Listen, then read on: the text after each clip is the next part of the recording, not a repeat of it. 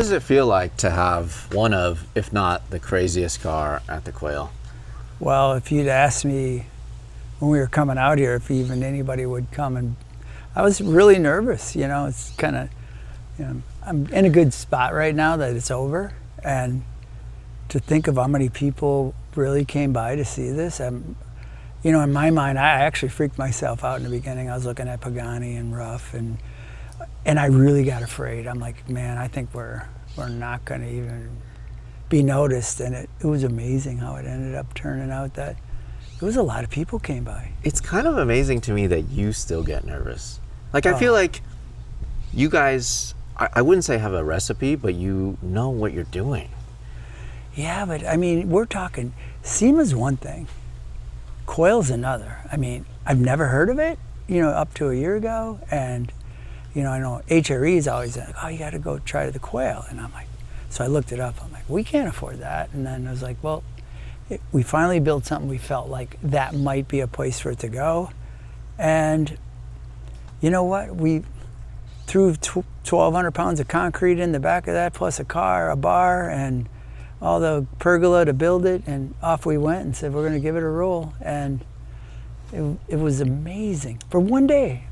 Yeah, well, to play on the same field as Gordon Murray, Pagani, as you mentioned, a Gunther Werks, Singer, Koenigsegg, basically all of the boutique, high-end builders in the world, showcasing the best of the best, Lamborghini. And then you're right up there with them. Most of those guys came by and even said hi. I was like, oh my God. I didn't know who they were till after it was over, but you know, it was amazing for one day. You know, surprisingly to me, this is a lot more relatable to me and also my audience, because it is something that you massaged. It was something that you improved on. You created your own thing. It is so cool to finally see it out in the light. How did this start? Where did this project start? Oh, there's a gentleman that's cool. He's next to us. He's 30 miles away. His name is Eric Johnson, and he came to us. He had actually bought a couple of our cars, you know, that went up for sale. And he came by the shop. He's super cool and said, I want to build a car. And then he said, what do you guys want to build? And we said, we want to build a European muscle car. So he literally Googled European muscle car, and a DBS popped up. We have never seen one, and it was pretty fun to see a car for the first time and imagine what you would do with it. So that was the fun part. You know, as you know, we've done a lot of American muscle over the years and done the same type of American muscle for a while. And it was really refreshing to look at something with, seeing it for the first time is always fun, and seeing one of them. And then with James Bond, it was like, God, Aston Martin, what a treat to be able to do that. It's interesting because you started with something that I wouldn't say has the same shape, but has similar lines to a lot of American cars of that era, and you just improved upon it. Yeah, I mean, everybody says, oh, it's a Mustang, but the actual original designers who designed the DBS, the Italian designers, they were the ones that actually looked at the Mustang to design the DBS. So yeah, it probably does have a Mustang flair, but that's what the original DBS looked like too. What did this start life as? 1971. 71. First year of the V8. How was the donor car? It was nice, but it was never going to be restored. It was motors, junk, you know, overpaid for something. And honestly, like, if anybody knows this, we did that Valkyrie car that you did, and we used a lot of the inner structure on that, and that was the plan on this. But when we skin that car, it's not made the same as an American car. You know, they're kind of a coach-built DBS, and a lot of that inner structure we couldn't use. So we ended up, you know, doing a full cage in it, burying it so you don't see, but we built off a full CNC cage to bond the body panels too. So it just morphed into much more than what we had imagined. This is a question that I've asked you before on your other builds. How much of the car is left, the original car? Less than anything we've ever done. Some inside window tracks, the original window switches, some of the valve covers. None not a of lot. this then. No, we machined all that. Oh, The wow. glass is the same profile. Honestly, we did water jet the front windshield. My first quote for glass, 4-piece of glass, what do you think? I don't know, $10,000? $92,000. Get out of here. People wonder why cars cost so much. Just for 4 pieces of glass, my quote was $92,000. And it was, you know, this is the same profile as the DBS. So this is the windshield out of a DBS. We just changed it. So I ended up getting this to work. I bought new glass out of Europe, $7,000 worth of glass. I ruined it all because I tried to water jet it too quick, cracked. The back glass is exactly this rear glass, but you cannot cut this big a chunk out of glass with all that built-in pressure. You know, it would crack. Actually, if you had an original piece, you might get away with it, but it wouldn't. It's so much tension built in, it would never last. And that's what happened. We water jetted the original one, and it worked, but just sitting, we weren't going to use it. We just wanted to see if it would work because we didn't want to spend $92,000 in glass. So we ended up having the glass made, but not for 92. I found some place out in Pennsylvania to make the side glass and the rear glass. Like the level of customization that people don't really understand that you're going to, the extent. And we're talking about something that is so overlooked on a normal build. They just assume. Everything's assumed. Like, Larry, the doors, right? So you have this door. You make a carbon door. You make an inner and outer carbon structure, right? Because the original cars, well, great. Well, now you got to make glass, okay? We got rid of the vent window, which means this glass, based on this angle, has to go down inside that door. And it's got to go all the way down to the belt line, right? So you get it, and you realize when this glass goes down, it would protrude through the front of the door. So we had to, in CAD, bump out, which I don't know if you can see right here, bump out the door, inner door panel, so the glass could go beyond. Oh, this thing. Yeah, but even down further, right here where the glass runs, this bumps out of the door to allow the glass to go far enough down. And then, okay, so you got glass, right? You got a door, you got an inner and outer. Well, if this was just all carbon, you want to shut it against a seal. I don't care if it's carbon or not, this thing's gonna flex. So we had to line this, machine a piece of steel that goes inside this door all the way down, all the way around with an impact bar, so that when you shut the door in carbon, it doesn't twist, right? Or else it wouldn't seal. Okay, figured that out. Then it's like, okay, what regulators do you use? Because you only got this much room, and you got to have the thing go all the way down, and you only got the regulator this big. Most regulators are too tall, so it would never go down. It wouldn't fit the door for one, but it wouldn't let the door go down far enough. We found a Mustang regulator. Problem with the Mustang is they don't have an upper frame. So when you open a Mustang, they drop. The motors are wired to drop. Well, can't use that motor. So we had to find since we do collision, we found a F-150 rear cab doors, single wire motor that we adapted to the Mustang regulator. Great, we got that part figured out. Then it's like, okay, we got latches. Most latches are about placed in this position of a door, in front of the glass when it goes down. Couldn't, there's no room. So then we had to come up with this mechanism here. Well, we didn't know what to do. Well, we were working on a Malibu, found a Malibu latch, small, compact, so we got a Malibu latch. Okay, now we got to go, we got Aston Martin handles, we got to adapt that to the Malibu latch. This is out of a, like a newer one. Yeah, we scanned his car, took his car apart, his new one, scanned his opening, put that in the CAD, got a new Aston Martin thing, and you buy them, and it wouldn't work with that, so we had to adapt that handle to this. Okay, then you go to the inside. What are we going to do here? So we used the Mazda Miata thing, but we machined this whole out of brass, and then we welded this brass on, and that carries the theme throughout the car. But then we had to make, this is rod driven, we had to make it cable driven, and then get it around, all that. That's just the door. That's just the door. You're not Compound that by a car, and people wonder, where's all the money spent? You're not building. You're inventing at this In point. a way, I mean, it's like You're inventing all this new that's technique. just the door. You can't imagine what went under the hood to make a clamshell work. I mean, we made a clamshell. Well, that's easy. Well, how do you hinge it? How do you get it to go away? How do you get it to not hit the bumper? How do you get it to latch? You know, the crazy thing to me is manufacturers do this all day, every day, but they're building like a million cars. Yeah, they build the latch, right? They design it in and then make it and have some company make the latch that they design because they know how it is. You're doing all this for one car. For one car.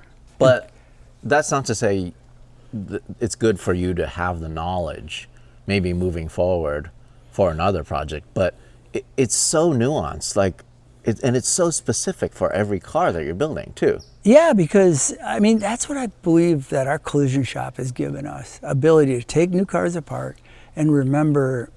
Remember that latch that was in? It was really compact, like the latch in the trunk was out of a Corvette. You know, I remember going around, that's kind of a latch that could work. And then we had to make all the hinging. Like all our hinges are ours, but we had to make them not hit. And if anybody knows about hinges, the further they go in, the wider the door swing. So you have to make all that. People have no clue. Honestly, it's not to be rude. I'm not saying it, but it's not just a carbon body that we clip together. I mean, imagine, Larry, we started this car, we had no parts. The only thing we started when we got this car, and we built it within a year once we started. So we were working with Gary on the CAD to machine the plug. So the first parts we got was this roof section, which is the cowl, to here, and the 2 quarters, and the floating spoiler. Okay, we're starting this car. We have to make sure this is exactly, I'm talking exactly square, because by the time we got to that front bumper, if we were up, which was 6 months down the road before we ever saw it, or a year down, or not a year, but 8 months down the road, nothing would line up. None of these gaps would line up. The car wouldn't be kittywampus. It's really good. No, it's amazing. Also, it shows how involved you are in every single part, day-to-day operations. Gary and I were on the phone. I'm not kidding you, daily, every day. Okay, Gary, we got this, we got that, I mean, I could go on for, your video ain't long enough to go on the depth of this, what it took to do this car. Okay, so let's take a look under the hood then. Okay. Let's do it piece by piece, because these are my favorite types of builds, when everything is massaged or everything is created from scratch. Yeah. I mean, even the blinker assembly, you go on later, but it's like, even that. But the fact that it functions, and the fact that there's no don't overlook, maybe you could overlook this part for the video and we'll fix that later. There's none of that. No. So we started out, I was looking online, saw some old, I don't even know what year Aston Martin hinges there are. I went to a clamshell, bought some out of a boneyard, and kind of worked on that, scanned them, gave it to Gary, put it in CAD, and went from there. I mean, the supercharger, for instance, if anybody knows much about Coyote superchargers, whether it's Whipple, Harrop, like this one, all the intakes are out to the side. Well, we wanted it to seal against our seal that we built into the B side of the hood. And so we basically said, Harrop, this is where this box we're gonna make is gonna be right here. We have to get from your snorkel here to here. And we don't like your hoses coming in up here.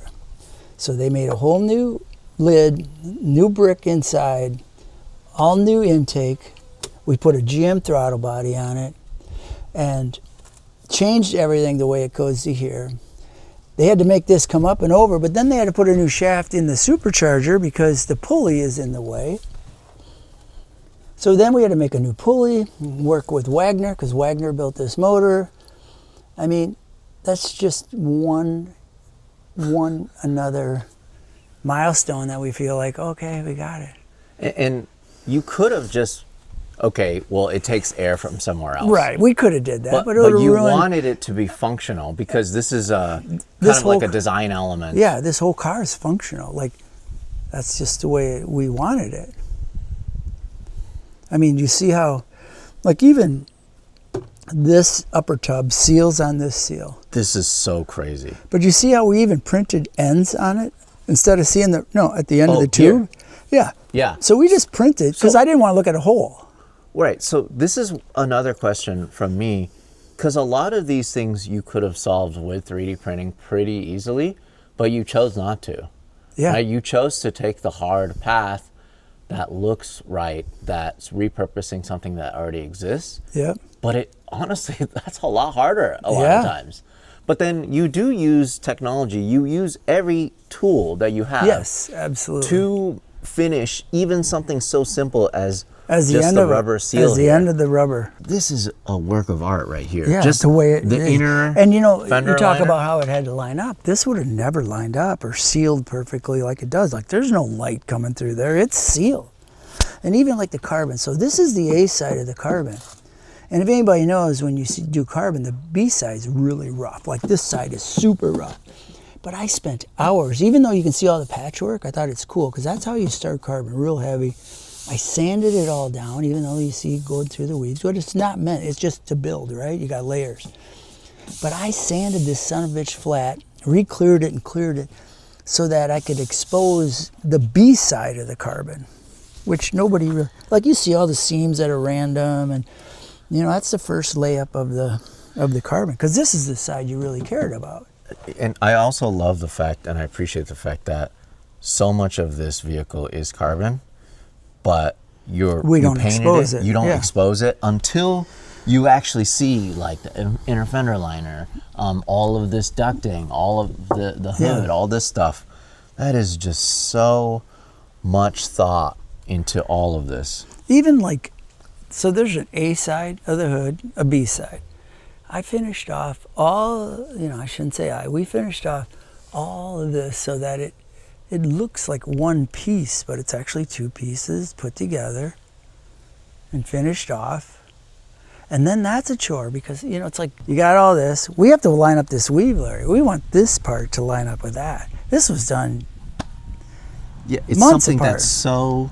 Yeah. It's something that you won't really notice until till you you point do it it. out, or if you're really looking at the carbon. But And again, if this Wow. car was off, you can't grind carbon and make it look again. You know, I mean, it's not like you can repair that. and this is a part of the whole thing. Yes. And these are functional Oh, where does the air go here? to the brakes. Oh, there's a duct that goes all the way down here. Yes. You could see it in our build things if people wanted to see it. Amazing. Okay, so then, what is this structure all carbon here? Yes. So then, And then we also, this is hollow though, but it is a brace. But we run all our AC lines and all our lines down inside that. so then, what is this suspension geometry from? That's a Roadster Shop chassis that they built for this car. But if you notice, we ran all Porsche pin drives, true pin drives on here, center lock. So what we did is we scanned old stuff from a 996, and Porsche makes a pin drive setup to take your 996 to 997 center locks. So I bought all that from Porsche, machined our own uprights so that we could press in all the bearings from Porsche and run true pin drives off actually it's like a Chevy upright that Roadster Shop uses. So we built our whole uprights to, instead of using a regular GM upright, we pressed in all ours and made our own uprights to use all Porsche. And That is just so crazy. Okay, so let's talk about the motor setup.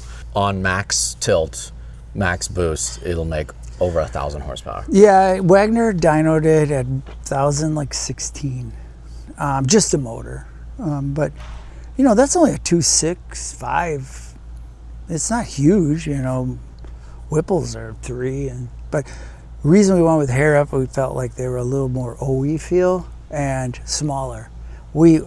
This car's hammered. I mean, it's really like 48 inches. It's pretty short, and we didn't have enough room for a Whipple. And I kind of like the look of. If you look at Whipples, they're awesome friends and great. but their hoses, everything is here and here, and it really cluttered up the look we were going to go for. What's up with the highlighter color? Well, you know, Aston's been using a color similar, and we call that, we call the color 00 silver, and we call that nuclear olive because everybody, if you notice the plate, it says shaken, not stirred. Yep. And we call the leather supple sex tan. That's the color. I love all the little and we fun actually things that you guys always do. Yeah, like this is the original off the Aston Martin, this plate. But it used to say Aston Martin Lagonda.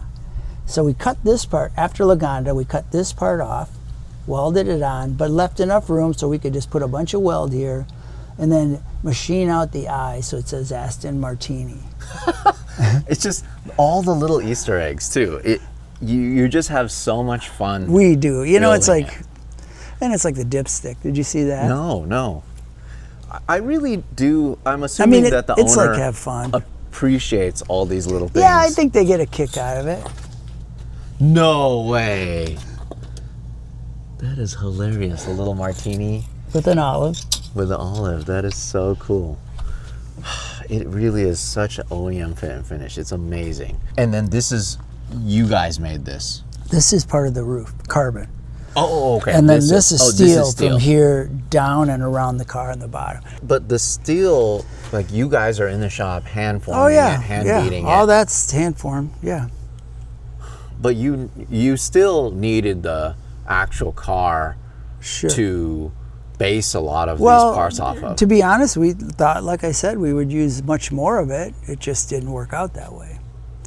The silhouette of the car really remains the same. The glass is the same. So then how much wider is this than the original vehicle? 8 inches in the front and 10 inches in the rear. This car is wider than an F80 Ferrari.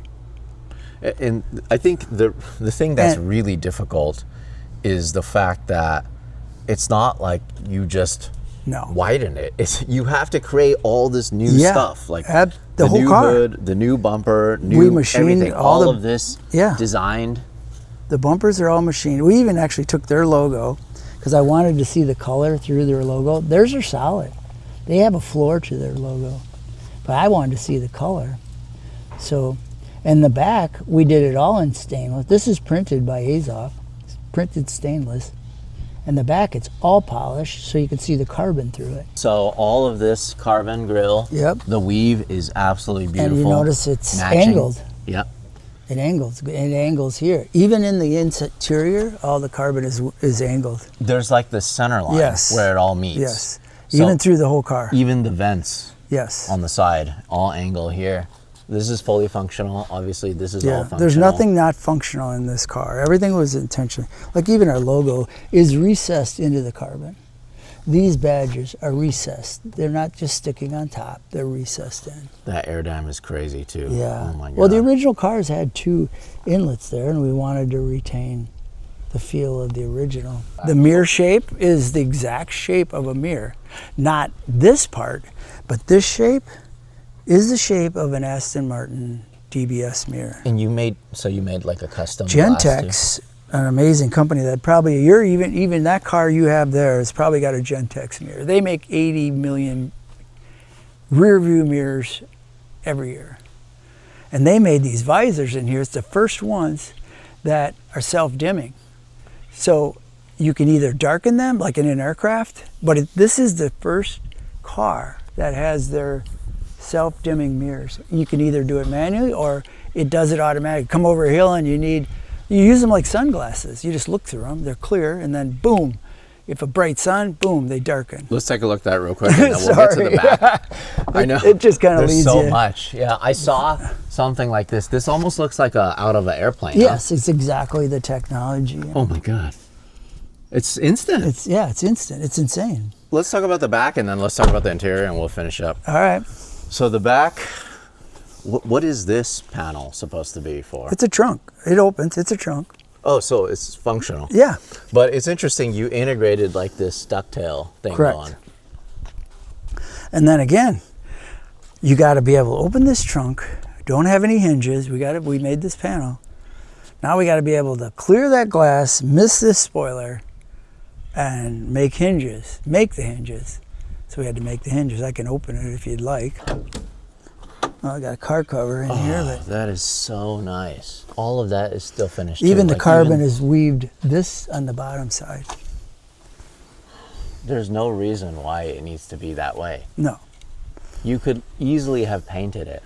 Yeah. But even the hinges, everything. Yeah, we had to is make just all so the hinges to get them to out. turn. We can't go too far, or else we'd hit the glass. So that's why it doesn't open super So large. what are these for? Gas caps. Original cars had 2 fillers, so we wanted to retain that. They had actually like a metal cover over them, but they did have 2 fillers on them. But even this latch, like, okay, what do we do? Well, that's out of a C6 Corvette, because I remembered they had that trunk on them. So it's like, oh, let's get one of them out of a C6. What did you guys do for the exhaust? We machined them, just the stainless alone to machine these. And then we put a carbon tube on them, and then it's stainless on the other side. We machined these in-house stainless. Just the stainless to make those exhausts was $1,000 for the raw stainless. I think this is one of those things, when you look at a Ring Brothers build, the interior is just so finished and so plush and so nice. One thing that really stands out to me is this badge that you guys created. Yeah, we wanted to, we got the Ford motor, and Ford owned Aston for a while. So we wanted to play tribute to that, because honestly, we reached out to Aston a couple years ago, and they just said they didn't have the bandwidth to help us at the time. But like even the headliner, look at the lighting in there. And you see it? Oh, wow. And then like for a map light on that side, see the colors, it'll go Yeah. like, and then it's sound activated. It can do all kinds of different things. Yeah. Like if you want a stereo, but it's not too bright, but it gives you. It's crazy because you keep impressing me with these like tricks. Like it's already crazy as it is. So many ways. It's just so beautiful. The center console, all the carbon weave is beautiful. All this, everything you see in here, like a pistol, kind of what we wanted. All that's printed stainless. That's printed stainless. See how you can see through the shifter? Yeah. That's the only way you can do something. Yeah, it's the only way you could do it. Even like the necklace we would call on the seats, that's printed. We lasered the Aston Martin logos in them. But the guy did it super slow that we could keep burning it without ruining the leather. So it's many, many passes really slow. And then we took this, like I said, the handles out of a Miata. Just that part. This is amazing. So we machined that out of brass, and then we bought brass, welded it, and that carries around through both sides.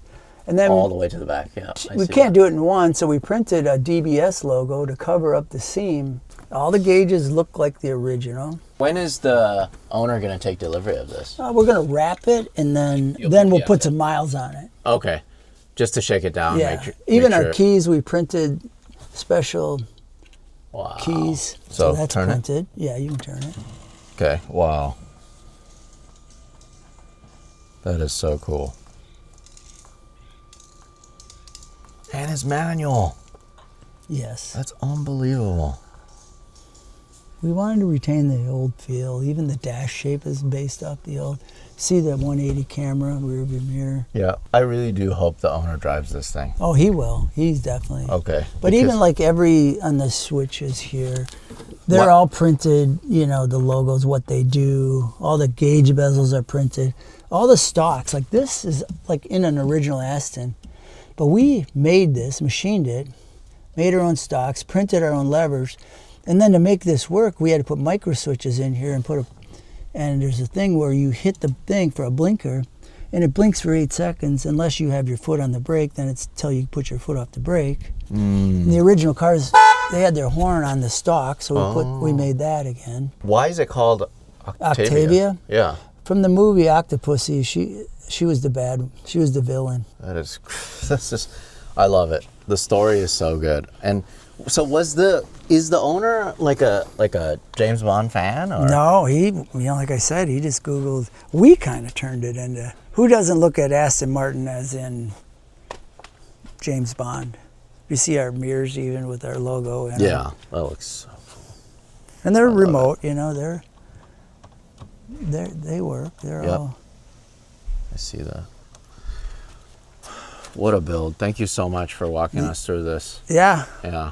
I could go on, but yeah. I know. Yeah. Should I talk to the designer? Yeah, a I little bit really about wish the you'd design? talk to Gary because, because he's got a whole nother, he created this thing. We just built it. If that's easy to say. No, but he's the genius. I really hope you find more clients that are this willing to let you just run wild and push the limits of what's possible with car culture. Yeah, I mean, that's thank you for saying that. That means a lot. Like Pagani came over we were moving in Friday. And he doesn't speak really good English. He speaks very well, but his English is kind of broken. All he wondered is how many we're going to build. And we were like, well, we just build like one. We would like to build another one to share the cost between them so we can get the cost down for the owner because he's been just amazing. But he's like, no, how many are you going to be? I'm like, one. And they cannot fathom doing this much work to, just to do one. But Larry, if I had to just do the same car over and over, I'm 62. I want to stay young by using my head, and I still love doing the work. So it's a challenge. Yeah. And you really, I see that you like to get challenged. You like these hurdles, these problem solving things that you have to do. If it were easy, it would, like you said, you would get bored. Yeah. Huh? And if you ever felt like, oh man, this is the car, right? You might as well quit. I mean, that's what keeps you going. There's no utopia in car building. There's no, I nailed it. You always look at what you did and go, I'd do this. And if you don't do that, you might as well quit. Yeah. Well, this is a very inspiring, really, really cool build. Love the story. Love all the little Easter eggs that you folks hid into every little part of the car. But thank you, as always, for letting me check it out. Yeah. So cool. Love having you do it. So you designed the thing. Yep. And what was the brief? There was really no brief, which that's the best part about working with Mike and Jim Ring, is that we built a level of trust over a few projects in a number of years now. So they're kind of in my head and I'm in theirs a little bit. So they just called me and said, we have a customer that wants to do a 71 Aston Martin DBS, go. And so that was pretty much the brief. We knew there was budget there, and the customer was willing to get pretty radical with it. So I think even when redesigning an existing vehicle, you have to look at the big picture first and then start to think about details later. So the big picture issues with any car are proportion and stance. So we knew we needed to tread lightly doing an Aston Martin, especially an iconic Aston like this one. So took a look at what worked and what didn't. The center line the silhouette is beautiful on the original Aston. Yeah. So the center line of the car, the exception of a few details, is basically identical to the original vehicle. What we thought we could improve was the amount of drama that the car had. It was a little slab-sided originally, almost like it drove down an alley that was too narrow for it and just kind of shaved the side a little bit. Oh, I see what you mean. Yeah. Yeah, the original car was real flat. You added all this. We did, but not in a static way. We wanted to really build a lot of Coke bottle into the body side. So a lot of cars are typically designed in a profile first, and then you kind of work three-dimensionally around the car. This one was designed in plan view first, which is pretty rare. One of the first sketches I did was a top-down plan view sketch. So, and that's where you can really build the drama. And it's inspired by Astons that came before the 70s and after, up to current ones. They've got gorgeous hips on them, and that's what this car was lacking. So. The rear quarter was widened 5 inches per side. It's now 82 inches wide in the rear. And then, so this is from the original design, this lip. It is. It had a lip, but it was a lot lower. We enlarged the whole wheelhouse to kind of visually shrink the mass of the body and to house 20-inch wheels, 19s in the front. So both of the wheel arches were enlarged. The front axle, front wheel center was moved forward 3 inches. That's really the only big profile change that we did to the car. And then we widened the front fenders 4 inches per side, but kept this point of the door, this section through the narrowest part of the door, is really close to the factory car. To get the front widened, we kind of pivoted it right there and pulled it out towards the front wheel. And that gave a lot more dramatic plan view that I was talking about, and that Coke bottle body side. So this one line tracking all the way around the car, it did that on the original vehicle. It was just a straight shot down the body side, and now it's undulating over the hips and then up into the ducktail. Yeah, it's really interesting when you say wide body. Most people think, okay, yeah, it's the same body, but you widen it from that way. Yeah. But this was almost like you took a picture and you just stretched it without, like turned off proportions and stretched it one way and stretched it this way, because it adds to the middle. Right. And you're adding also to this side. Right. Too. Right. And I really don't like the term wide body. That kind of makes me think of fender flares tacked on or something like that. And this is almost, we're creating the car that I think Aston designers would have wanted to do, if they had the ability to back then. And it looks a lot more comfortable. It looks a lot more set. It's not as stiff. This design element is great too. The fact that it goes all the way to the end. I mean, I think it looks right. Yeah. Thank you. Thank you. So the ducktail, as well as that big chin spoiler, were inspired by a race version of this vehicle that Aston had. I don't know if it was the IMSA series or a series in the UK back in the 70s and 80s, but they had a really wild one of these with big box flares in the rear, but it had this beautiful ducktail. So we really wanted to work that in. One of my favorite parts on the whole car is this little spear here. Originally, we were playing with that line and tracking it up into the spoiler, and it just wasn't working. It was torturing this surface. So when we divorced them, it just became just a gorgeous little element, and something it catches so subtle. Light. And when I say we, I'm talking about the CAD modeler that I work with. I did the design of this vehicle, but I worked with Kevin Grant, who's a professional alias modeler. And a lot of the beautiful sculpting on this car is due to him. So then did you help design the wheels too? Yeah, we worked with HRE on the wheels. The design is inspired by the original wheels on the car. So it was a special cast aluminum wheel for the V8 only. So the 71 was the first V8 Aston Martin in existence. That's when they started doing V8s, and it got a special cast aluminum wheel that had these really interesting brake duct details. So the rest of the spokes were a little bit more solid. It's a 15-inch wheel. So when we blew it up to 20 inches, we opened that up to visually kind of lighten things a little bit, show the Brembo brakes.